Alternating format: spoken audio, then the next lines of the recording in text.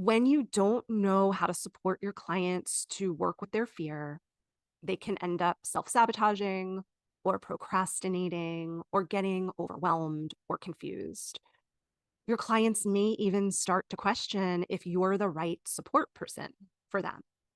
And when your client is stuck in fear, you might even start questioning yourself.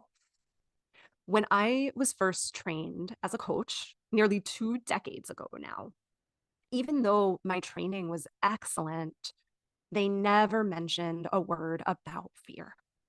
They never mentioned that fear might get in the way of a client's success. They never mentioned how to identify fear or what to do when fear is rearing its head. And many practitioner trainings out there today still don't address this very important topic of fear, or they don't address it fully. So I didn't hear a word of it in my original training. And then I started working with clients. And of course, all of the human messiness showed up and the fears showed up. And I had to learn on the job, hitting the pavement, how to work with fear. And that's one of the reasons why I'm excited to share a little bit about it with you today, so that it doesn't have to take you as long as it took me to figure out how to work with fear. So, what does fear look like when we're working with our clients, or even when it comes up for ourselves? Fear can rear its head in so many different ways, with so many different, what I call core fears, inspiring it all. For example, your client might have a fear of rejection, a core fear of rejection. And because of that, they don't put up their dating profile, even though they really want to find a romantic partner. Or your client might have a core fear of visibility. And because of that, they don't really move forward with their marketing and their outreach.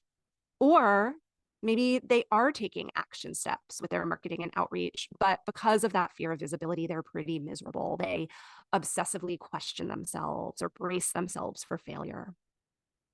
Here's another example. Maybe you've got a client who has a core fear of abandonment. And because of that, because they are so scared of others leaving them, they don't set important boundaries in their lives, like telling their teenage child that they can't use the car, or telling a friend that they aren't willing to lend them money. Or maybe you've got a client that has a core fear of not being good enough, and that fear holds them back from applying to graduate school. So there are hundreds, if not thousands, of different ways that fear could show up and manifest.